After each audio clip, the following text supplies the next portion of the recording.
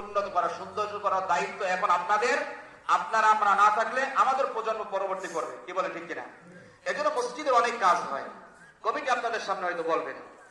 এই মসজিদে অনেক কিছু রাখার জন্য স্টোর রুম নেই, এবং ইমাম সাহেব থাকার, যে ইমামে আপনি থাকবেন না, আমি তো আমার 1 ঘন্টা নিশ্চয়তা দিতে পারবো না, আপনিও পারবেন না, আমি তো এখনো মারা যেতে পারি।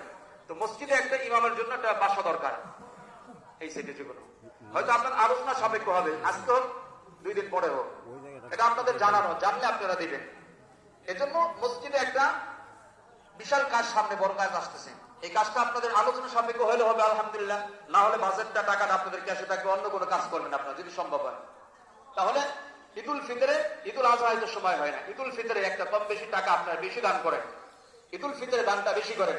গত বছরে দিচ্ছেন, এবছর দিবেন, বেঁচে থাকলে আবার দিবেন। যে দিচ্ছেন তারে আল্লাহ আরো দেওয়ার মালিক বানান। অনেকে ভাই হুজুর আইসা আমার কি বলে, হুজুর গরিব মানুষ